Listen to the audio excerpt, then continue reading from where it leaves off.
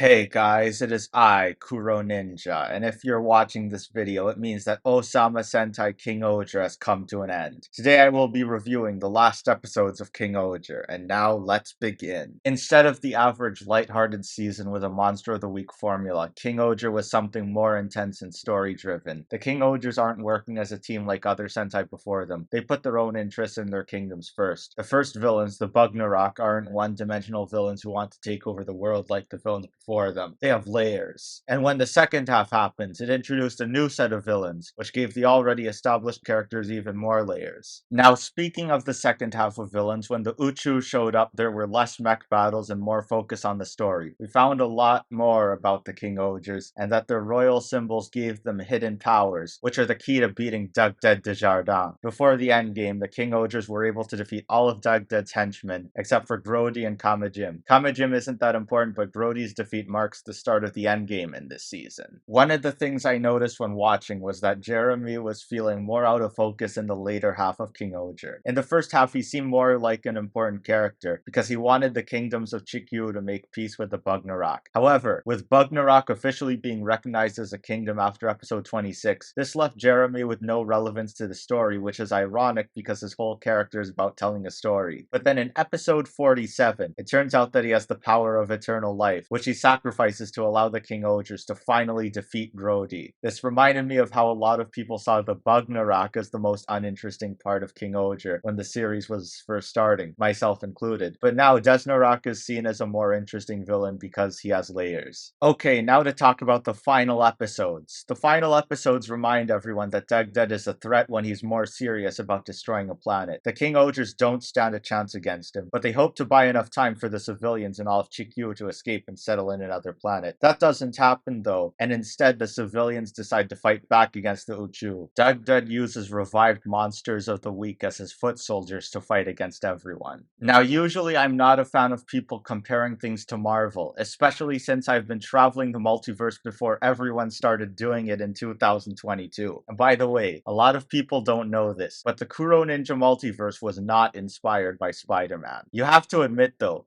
Episode 49 of KingOhger did feel a lot like the climax of Avengers Endgame. And if I can't compare it to Endgame, how else am I supposed to show the magnitude of this episode? The civilians were working together to battle Dugded's forces, and Dugded even brought back his generals for this fight. It even featured not just characters brought back from the dead, but even characters from the KingOhger movie, which I didn't watch, but I might watch it later. There's even a moment where the previous rulers of Gokhan and Tofu transform into Papillon Ohger and Hachi Ohger. I like to imagine that one of Kaguragi's guards who fought in this battle was the Kuroninja of this universe. Now, everyone was able to hold off Dugded's forces in episode 49, but it was only to keep them from defeating the KingOhgers while they were recovering. In fact, the characters who were brought back from the dead were only there for a limited amount of time. But episode 50, the final episode, is where the KingOhgers finally get to finish the battle against Dugded Desjardins.